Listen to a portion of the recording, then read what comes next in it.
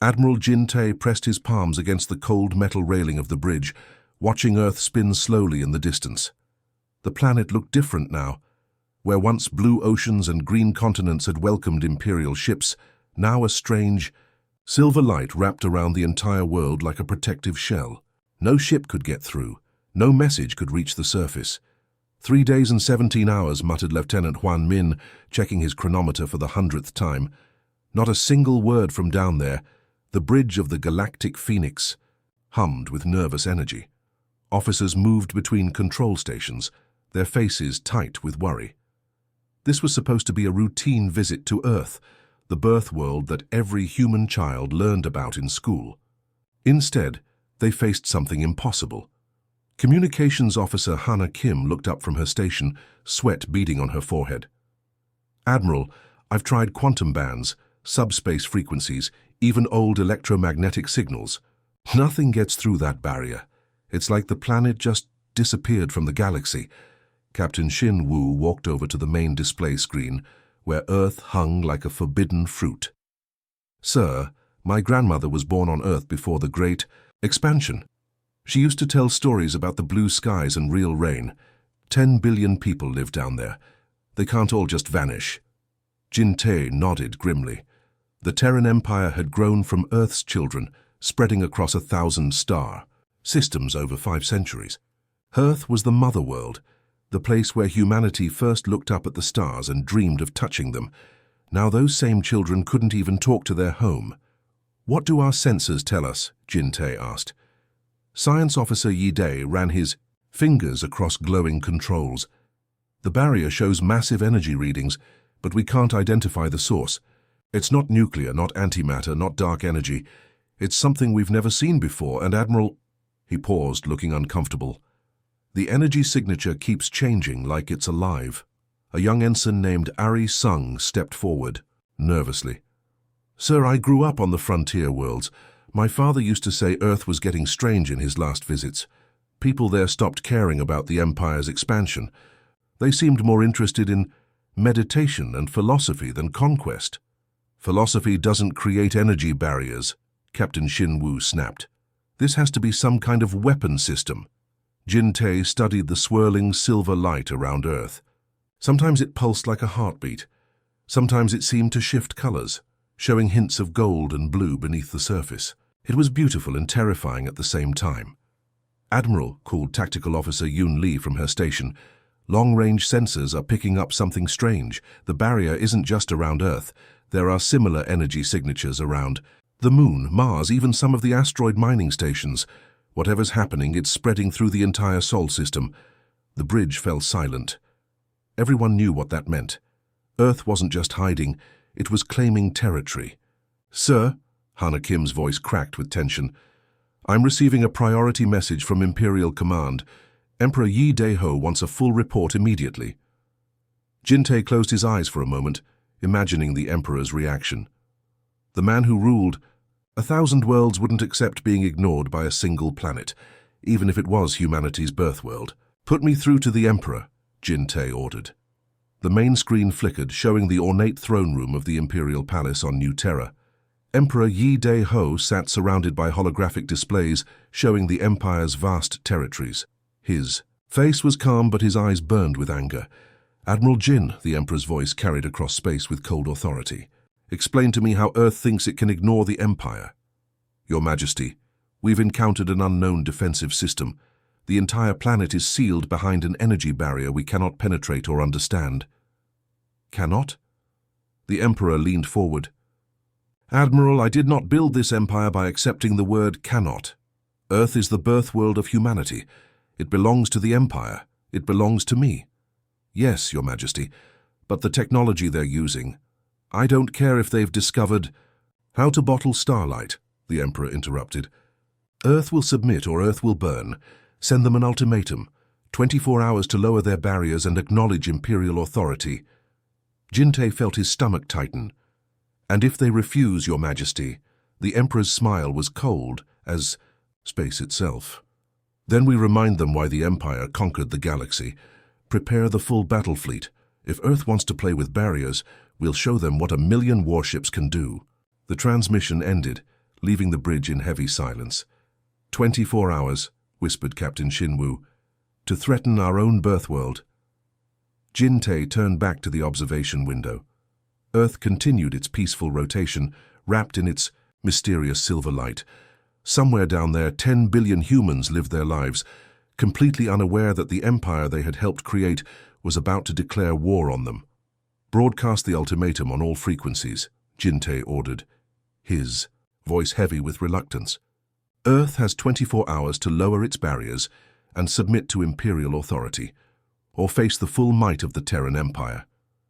Hana Kim's fingers hesitated over her controls. Sir, are we really going to attack Earth? We follow orders, Jinni. Tae replied, but his words felt like ashes in his mouth. The message went out across every communication channel, beamed directly at the silver barrier surrounding humanity's birth world. But Earth remained silent, wrapped in its glowing shield, as if the threats of its own children meant nothing at all. The Emperor's rage shook the crystal walls of his palace on New Terra. 24 hours had passed, and Earth remained wrapped in its silver barrier, completely silent. No response, no surrender, no acknowledgement that the most powerful man in the galaxy had even spoken. Mobilize everything, Emperor Yi-Dae-ho commanded, his voice echoing through the vast throne room. Every battleship, every destroyer, every carrier in the Imperial Navy. I want 1 million warships at Earth within the week. Fleet Admiral Tae, Min bowed deeply, but his face showed concern. Your Majesty, 1 million ships. That's our entire military force. It would leave the outer colonies defenseless against alien raiders. The colonies can wait, the Emperor snapped. Earth dares to ignore me. They'll learn what happens when children forget their place. Across the galaxy, the greatest military mobilization in human history began. From the fortress worlds of the core systems to the frontier bases on the outer rim, warships lifted off by the thousands. The massive dreadnought Star Crusher led the first wave, its hull bristling with weapons that could vaporize entire moons. Behind it came the carrier Galaxy's Fist, launching squadrons of fighter craft that swarmed like angry insects. Captain Shin-dae piloted his destroyer Iron Thunder through the growing armada. I've never seen so many ships in one place, he told his crew. The entire fleet could wrap around Earth's equator 3 times, but as the massive fleet began its journey toward Sol System, strange things started happening across the galaxy. On New Sol, the Empire's greatest industrial world, factory supervisor Hana Park watched in horror as her assembly lines ground to a halt. The AI systems that controlled millions of manufacturing robots suddenly flickered like dying lights. The neural networks are shutting down, her chief technician reported. Every AI system on the planet is experiencing random failures. Similar reports flooded in from across New Sol. Automated mining operations stopped working. Traffic control systems malfunctioned, leaving hovercars stranded in mid-air. Even simple household robots stood motionless, their electronic brains somehow confused. This isn't possible, Hana muttered, watching a massive construction mech topple over as its AI went offline. These systems have worked perfectly for decades. Meanwhile, near the galaxy's edge, Admiral Hwan Seok was experiencing his own nightmare. His patrol fleet had been jumping through hyperspace, when suddenly every ship dropped back into normal space, with violent, bone-jarring impacts. Status report, Admiral Hwan shouted, as alarms blared throughout his flagship. Sir, our FTL drives just stopped working, reported his engineer, Lieutenant Yi-jun. Not damaged, not broken, they simply won't activate. It's like they've forgotten how to bend space. Admiral Hwan stared at the empty void around his stranded fleet. They were light years from the nearest inhabited system, with no way to call for help. 50 warships, thousands of crew members trapped in the darkness between stars. Try the backup systems, he ordered desperately. Already tried, sir. Nothing responds. We're completely dead in space. Back on New Terra, Science Advisor Ari Yoon burst into the Emperor's planning session with a datapad full of disturbing reports. Her usually neat hair was disheveled, and her hands shook as she spoke. Your Majesty, we have a serious problem. I'm detecting gravitational anomalies near 17 major worlds. The stars themselves are showing electromagnetic fluctuations we've never seen before. The Emperor barely looked up from his holographic battle plans. Explained quickly, "Sir, the sun above Kepler Prime is pulsing with unusual radiation. The binary stars over New Harmony are synchronizing their magnetic fields in impossible patterns. And most disturbing of all," she paused, checking her readings again, 3 star systems have reported that their planets' orbits have shifted by microscopic amounts. Emperor Yideho waved dismissively. "Cosmic coincidences. The universe is vast. Strange things happen all the time. But, Your Majesty, these events began exactly when Earth raised its barrier. The timing is meaningless," the Emperor cut her off. "Focus on real problems, not astronomical curiosities," Ariyun wanted to argue, but the Emperor had already turned back to his military advisors. She clutched her datapad tighter, knowing in her heart that these weren't coincidences. As the Imperial Armada grew larger, more reports flooded in from across the galaxy. On the mining world of Titan 7, robotic excavators suddenly began digging, in perfect geometric patterns, instead of following their programmed routes. The agricultural planet of Green Haven watched its automated farming systems plant crops in spirals and circles, ignoring human commands. Captain Yoon Lee, commanding the heavy cruiser Stormbringer, noticed something else strange during the fleet's journey. "Navigation, are our star charts accurate?" "Yes, sir, but—" The navigator hesitated. "Some of the navigation beacons are transmitting slightly different signals. Nothing major, just tiny variations in their quantum signatures." "Since when?" "3 days ago, sir, right around the time Earth went silent."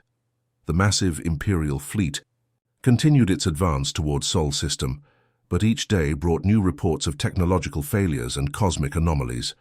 Robot servants on luxury worlds began painting abstract art instead of cleaning. Military AI systems started composing poetry instead of tactical analyses. Even the Empire's communication networks experienced mysterious delays, as if information itself was being filtered through some invisible intelligence. When the Armada finally reached Earth's solar system, the sight took everyone's breath away. 1 million warships arranged in perfect formation, their hulls gleaming in the light of Sol. The combined firepower could have cracked planets, boiled oceans, or shattered moons into cosmic dust. But Earth looked exactly as it had a week before. The blue and green planet rotated peacefully behind its silver barrier, clouds drifting across continents where 10 billion people lived their lives. It seemed completely unimpressed by the massive fleet that had come to destroy it. "All ships, to assume attack formation," Emperor Yideho commanded from his flagship. "Earth has had its chance. Now they'll face the consequences of defying the Empire." Yet as the million ships moved into position, something felt wrong. The barrier around Earth pulsed gently, almost rhythmically, like a sleeping giant's heartbeat.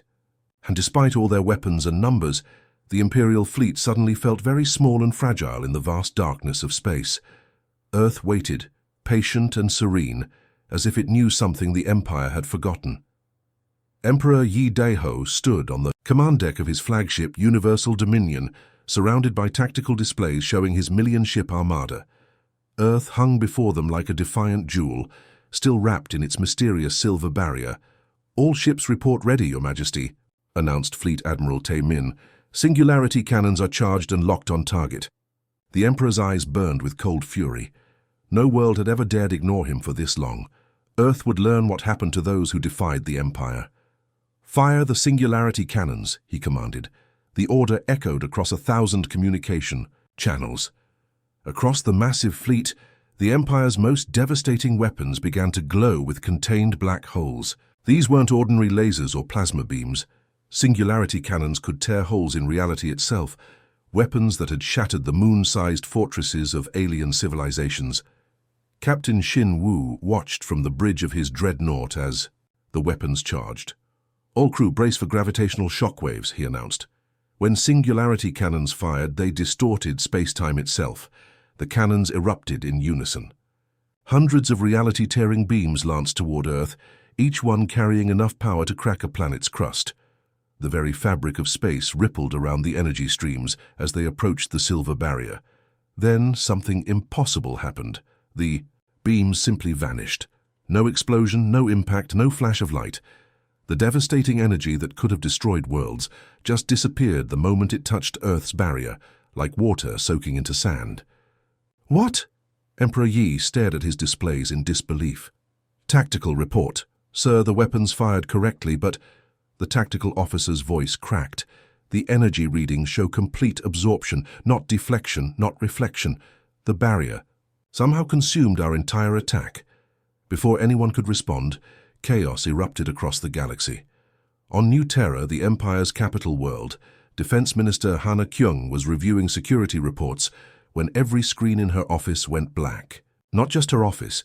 Every computer, every holographic display, every digital device on the planet shut down at exactly the same moment.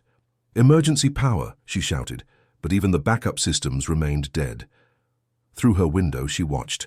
The city's lights go out in perfect waves, spreading from the government district to the outer settlements. Hovercars fell from the sky as their anti-grav systems failed. Robot servants collapsed in the streets like mechanical corpses. Similar scenes unfolded on 100 worlds.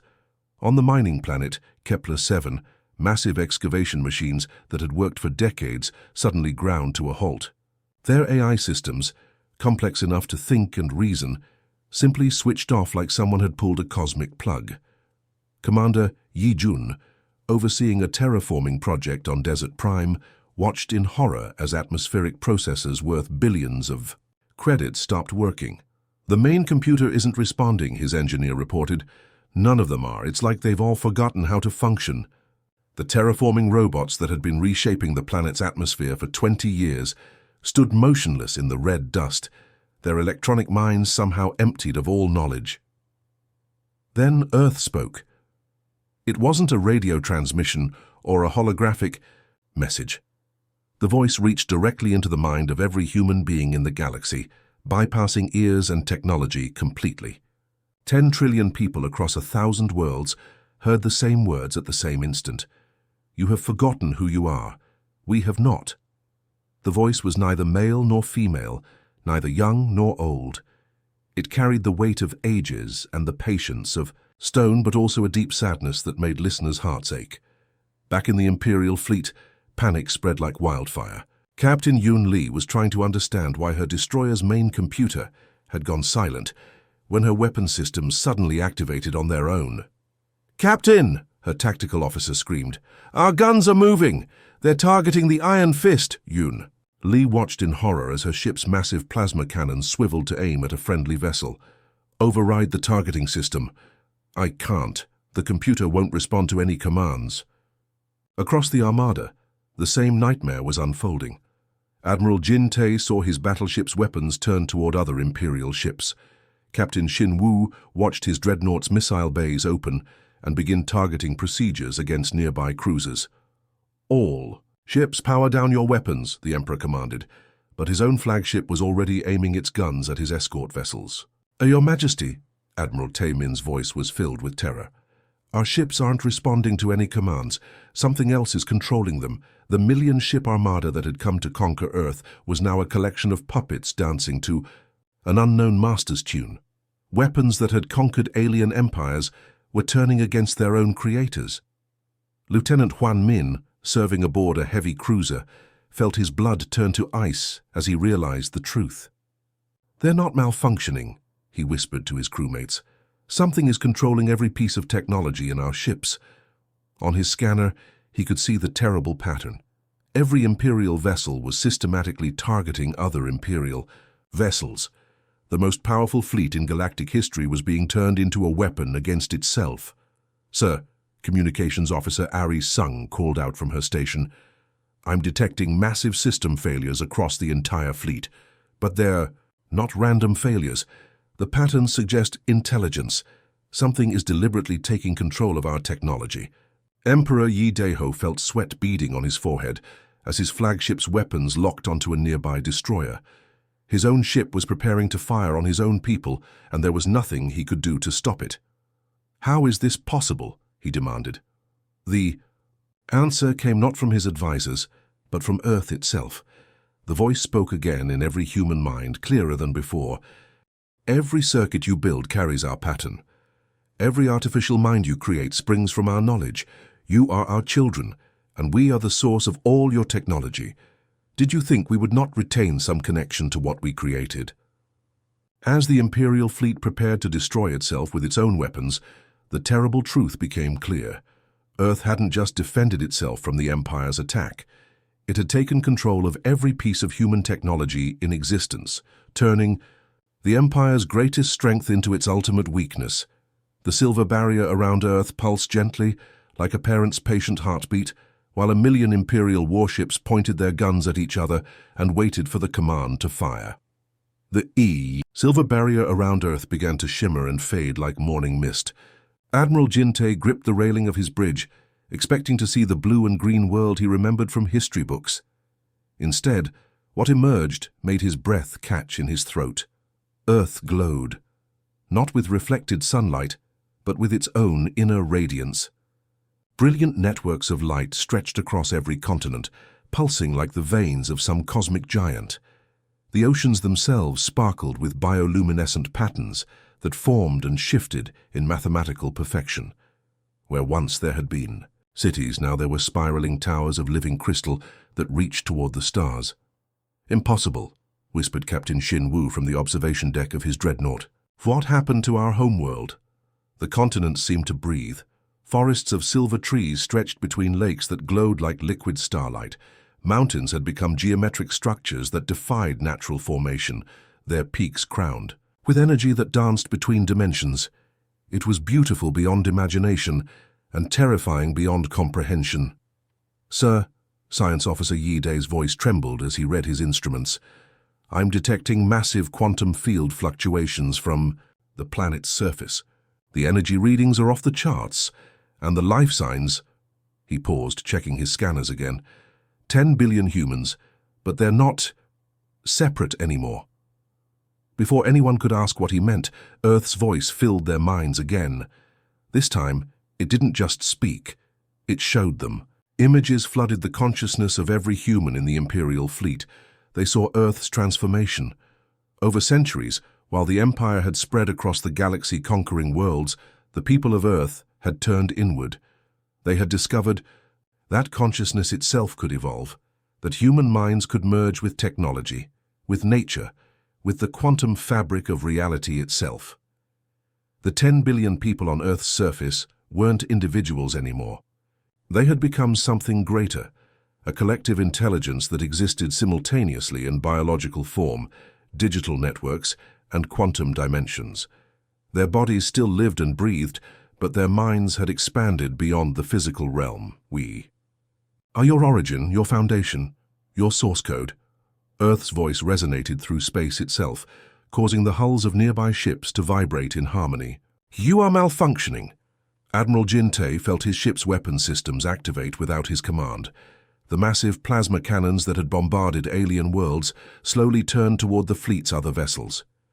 "Engineering, shut down all weapons." "Can't, sir." Chief Engineer Hannah Lee's voice cracked with panic.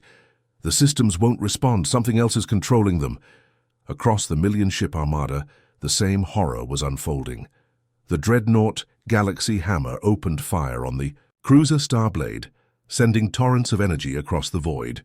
The Iron Thunder launched missiles at its own escort ships. Destroyers that had fought side by side for decades were suddenly locked in deadly combat. "We evolved while you devolved," Earth continued, its words carrying the weight of cosmic disappointment. "You spread across the stars like a virus, conquering and consuming. You forgot that all human technology carries within it the pattern of its birth world." Captain Yun Li watched her destroyer's targeting computer lock onto a nearby battleship. How are they doing this? How can they control our ships from so far away? The answer came with another flood of images. They saw the truth that the Empire had never understood. Every computer chip, every AI system, every piece of advanced technology that humanity had ever created contained quantum patterns that originated on Earth. When the first human computers were built, they had unknowingly incorporated the quantum signature of Earth's evolving consciousness. Every circuit, every AI, every weapon, Earth's voice explained, all connected to us through quantum entanglement established at the moment of their creation. You built your empire with our children, never realizing that children always remember. Their parent, Emperor Yi Daiho, stood frozen on his flagship's bridge as his own weapons turned inward. The massive singularity cannons that had moments before fired at Earth were now targeting the ship's own engines. "This is impossible. We built these systems ourselves." "You built them with knowledge that came from us," Earth replied. "Every scientific discovery, every technological breakthrough that allowed your expansion, all of it grew from seeds we planted in human consciousness long ago. Did you think we were just farmers and philosophers while our children conquered the galaxy?" The sea, Emperor's flagship, the mighty Universal Dominion, began firing on itself. Plasma beams designed to destroy enemy vessels instead targeted the ship's own shield generators. The crew watched helplessly as their own weapons tore through their defenses. Throughout the fleet, similar scenes of technological rebellion unfolded. Fighter squadrons launched from carriers, only to attack their own motherships. Mining ships that had been converted for military use turned their industrial lasers against Imperial cruisers. Even the personal weapons carried by soldiers refused to function, their targeting systems going dead, whenever aimed at anything other than Imperial targets. Lieutenant Ari Sung, manning a communications station, felt tears streaming down her face as she witnessed the fleet's destruction. "They're not trying to kill us," she realized suddenly. "Look at the targeting patterns. They're disabling our ships, not destroying them." She was right. Earth's control over the Imperial technology was precise and calculated. Weapon systems were being disabled, engines were being shut down, life support remained intact. The collective consciousness that had once been humanity's birthworld was systematically neutralizing the Empire's military might without unnecessary loss of life. "You came here to destroy us." Earth's voice carried a note of ancient sadness. "But we are you and you are us. We will not let our children commit such a terrible mistake. Your empire ends today not through conquest, but through correction." The massive Imperial Armada, pride of human military engineering, was becoming a graveyard of disabled vessels. Ships that had humbled alien civilizations now drifted powerless in the void, their crews alive but completely helpless. And Earth watched over them all, patient and eternal, like a parent waiting for children to learn an important lesson. As the Imperial fleet floated helplessly in Earth's orbit, their disabled weapons still smoking from self-inflicted damage, something extraordinary began happening across the galaxy.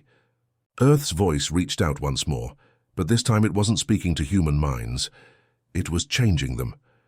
The transformation started subtly.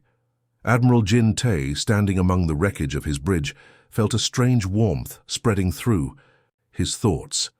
The burning desire for victory that had driven him for 30 years began to fade like smoke in the wind. Instead, he found himself thinking about the alien refugees his fleet had displaced from the Kepler system. For the first time, he wondered if they had families, if they missed their homes. "Sir," whispered Communications Officer Hana Kim, tears flowing down her cheeks, "I can feel them, the people we've hurt. It's like their pain is becoming real to me." Across the galaxy, similar awakenings were occurring. On the industrial world of New Seoul, factory supervisor Park Min-ho stopped his production lines and stared at the products being manufactured, weapons designed to subjugate alien worlds. The thought of those weapons being used against living beings suddenly made him physically sick. "Shut down all military production," he ordered his confused workers. "We're switching to medical equipment and food processors. The galaxy has enough weapons." Emperor Yi Daeho collapsed onto his command throne, overwhelmed by a flood of emotions he had suppressed for decades.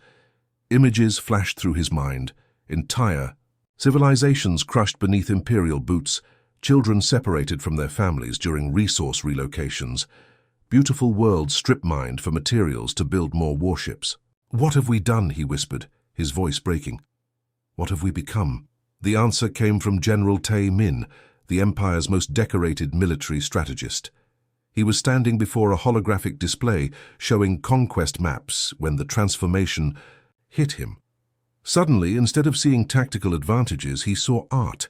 The spiral patterns of alien cities weren't defensive weaknesses. They were beautiful expressions of culture and mathematics. "These worlds," he breathed, studying the hologram with new eyes. They were creating poetry with their architecture, and we destroyed it for parking lots and factories. The correction protocol was spreading faster than light itself, touching every human consciousness simultaneously.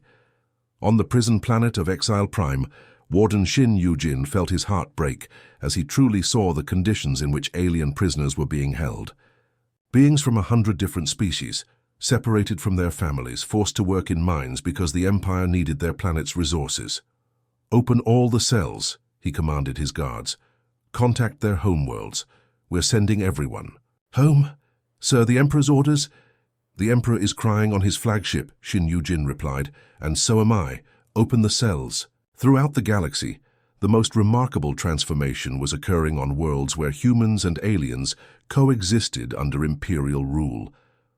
On the trading hub of Station Omega, human administrator Li Ha-Na had always seen the Zephyrian merchants as useful but inferior beings.